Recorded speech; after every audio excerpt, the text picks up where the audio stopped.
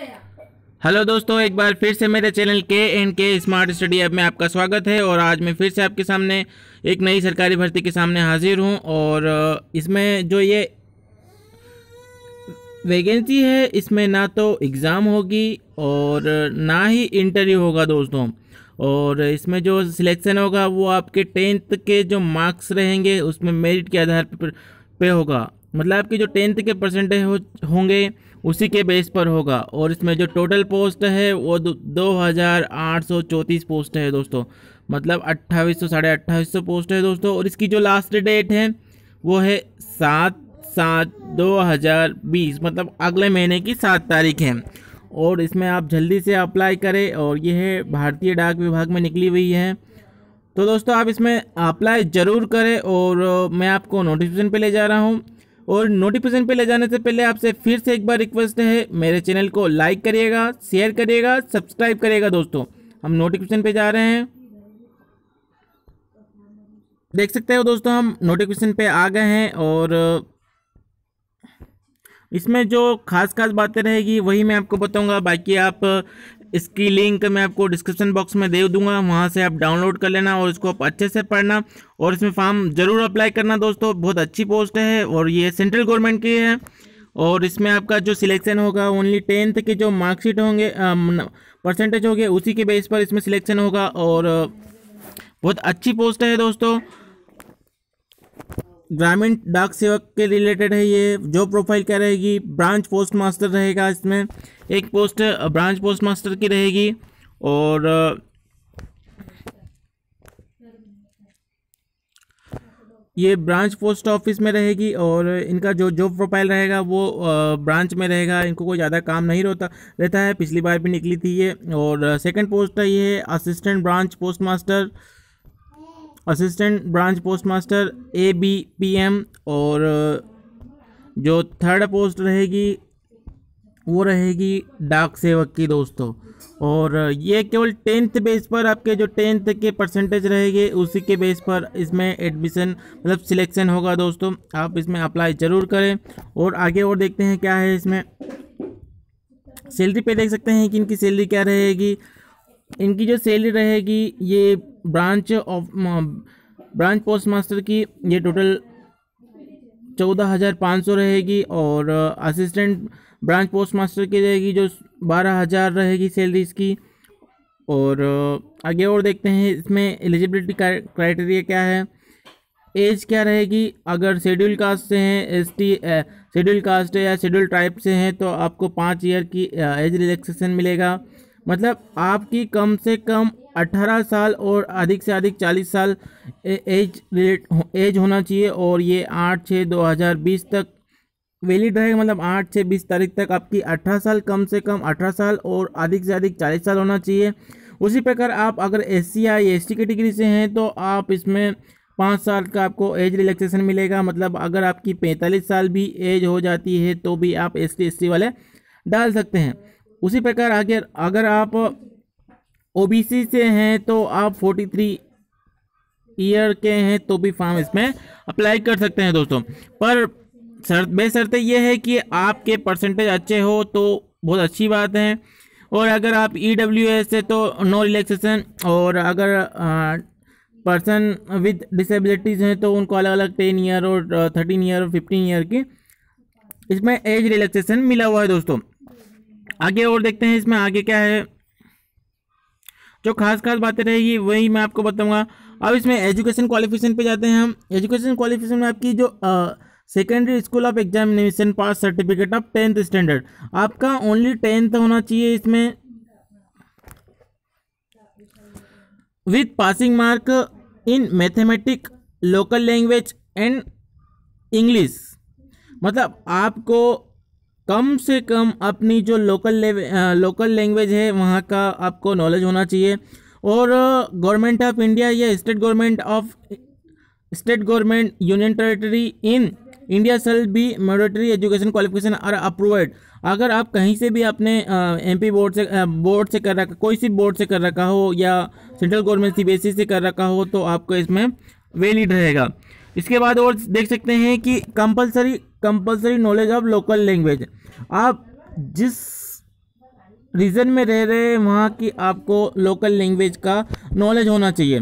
वैसे बेसिकली हम एमपी से आते हैं तो आपको कम से कम हिंदी का नॉलेज होना चाहिए, हिंदी और इंग्लिश होना चाहिए। मेनली इसमें हिंदी रहेगी दोस्तों। आगे और देखते हैं आगे क्या आएगा। नेम ऑफ सर्कल, सर्कल रहेगा तो आपको कौन सी लैंग्वेज का जानकारी होना चाहिए। हम एमपी से जाएंगे, ये आप यहाँ देख सकते हो, ये मध्य प्रदेश का है और मध्य प्रदेश का आपको हिंदी का नॉलेज होना बहुत ज़रूरी है दोस्तों। और बेसिकली सभी को हिंदी का नॉलेज है और आप अप्लाई कर सकते हैं इसमें। आगे और देखते हैं आगे क्या है। एक चीज़ और है यहाँ पे, आपके पास बेसिक कंप्यूटर ट्रेनिंग कोर्स होना चाहिए। आपके पास कम से कम बेसिक ट्रेनिंग कोर्स होना चाहिए। Basic computer training course certificate at least 60 days duration. आपके पास कम से कम 2 महीने का, कम से कम 2 मंथ का कंप्यूटर कोर्स होना चाहिए बेसिक वाला।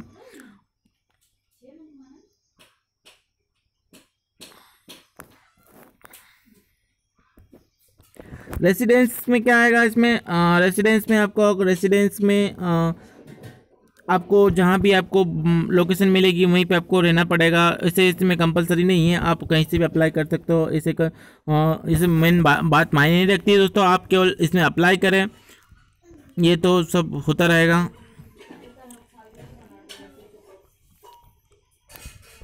एक चीज़ और यहाँ पे, नॉलेज ऑफ साइकिलिंग।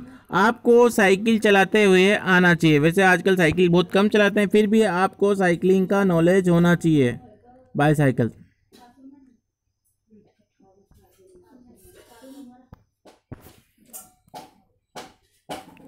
और आगे देखते हैं आगे क्या है।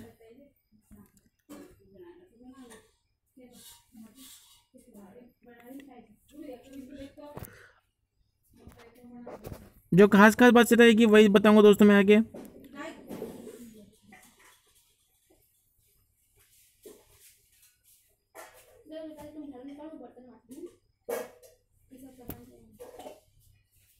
अगर कोई डिसेबल है तो उनके लिए है ये, ऐसा नहीं है अपने को लिए नहीं। एक चीज़ और, यहाँ पे सिलेक्शन क्राइटेरिया दे रखा है कि सिलेक्शन किस बेस पर होगा। अब सिलेक्शन क्राइटेरिया इसमें दे रखा है कि selection will be made as per the automatic generated merit list as per the rules based on the candidate online submitted application.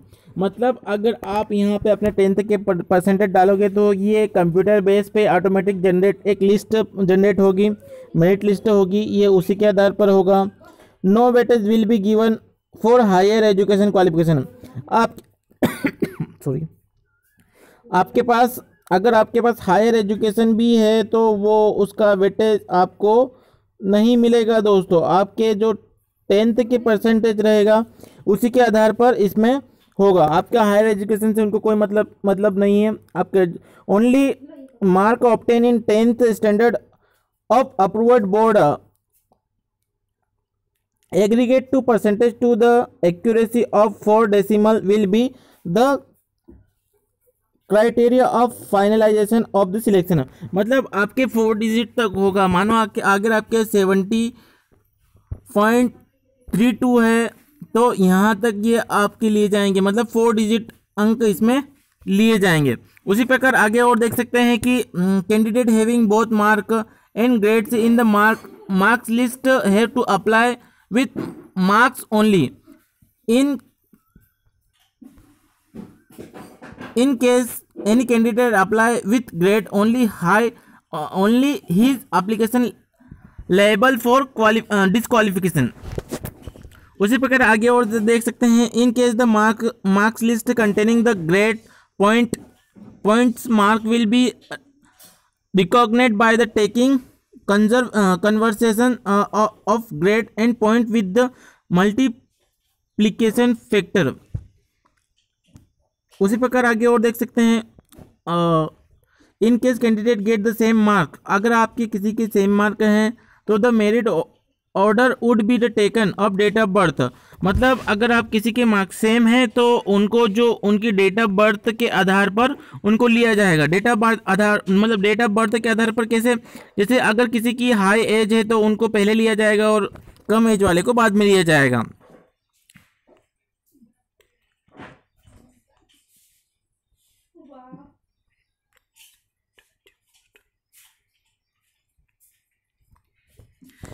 A candidate can apply for a maximum of 20 post as per cycle of online engagement। मतलब आप 20 post के लिए apply कर सकते हो कम से कम, maximum. This entire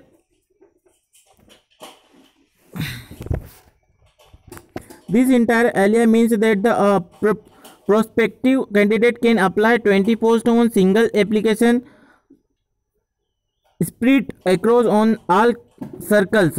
However, this count of 20 posts is inclusive of vacancies।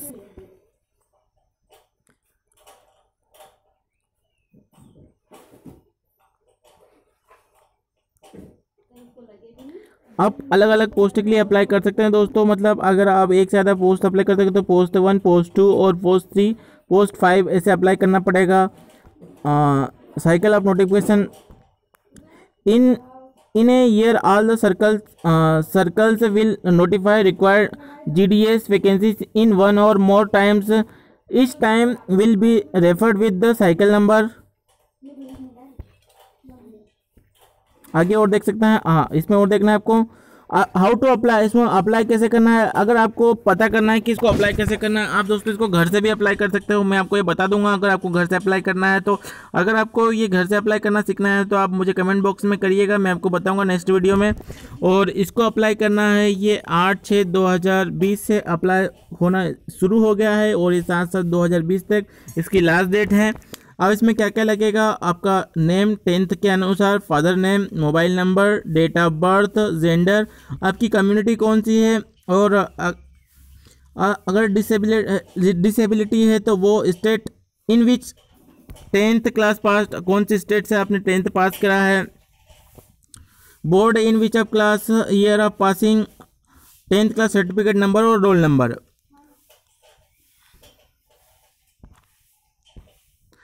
अब फ़ी का पेमेंट कैसे कर सकते हैं, आपकी जो फीस रहेगी वह आप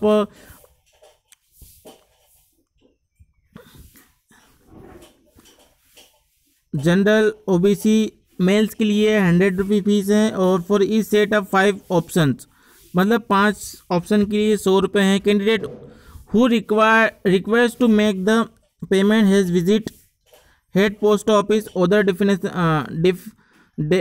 identified post in the India, name of the office are available in website. इस वेबसाइट से आप अप्लाई कर सकते हैं। आप इसको ऑनलाइन भी अप्लाई कर सकते हैं दोस्तों और अपने मोबाइल से भी कर सकते हैं, इसको फॉर्म को अप्लाई कर सकते हैं। आप इसमें जो डॉक्यूमेंट रहेंगे वो कैसे रहेंगे, आपके 10th की मार्कशीट जेपीजी में होगी और कम से कम 200 KB की होना चाहिए।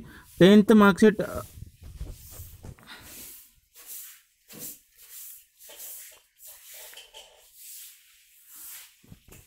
ये इसको आप अच्छे से पढ़ेगा। डेट ऑफ बर्थ के लिए भी आपकी 10th मार्कशीट यूज़ होगी और आपका कंप्यूटर सर्टिफिकेट करीबन 200 KB का होना चाहिए।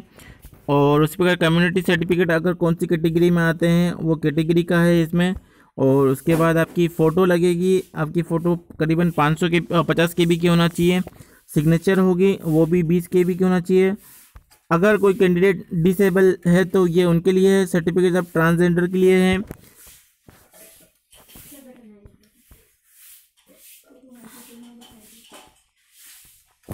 और आगे यहाँ दे रखी है ये डिवीज़न है, ये इनके हेड ऑफिस है, ये सब ऑफिस हैं और ये उनकी ब्रांच ऑफिस है और ये पोस्ट है। आप इसमें अपनी कैटेगरी अनुसार इसमें डाल सकते हैं दोस्तों। आपको कहाँ पे सबसे पहले अप्लाई करना है वो आप एक लिस्ट बना लें। उसी के बाद लिस्ट बनाने के बाद किसी कंप्यूटर या साइबर कैफ़े पे जाए, वो आपको आसानी से डालेगा, या आप वहाँ जाओगे तो पहले आपको मना कर देगा।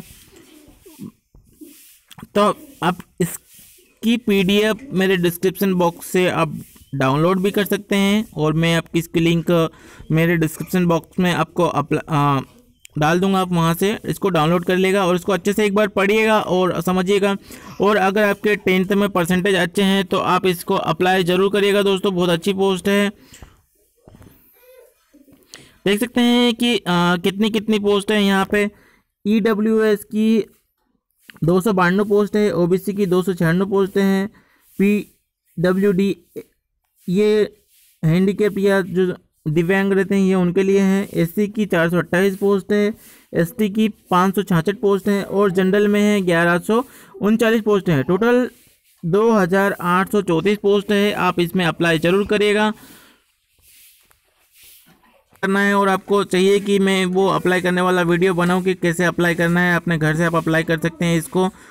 तो आप मेरे कमेंट बॉक्स में कमेंट करिएगा, मैं इसका नेक्स्ट वीडियो ज़रूर बनाऊंगा। ठीक है दोस्तों, थैंक यू वेरी मच, आपका दिन शुभ हो।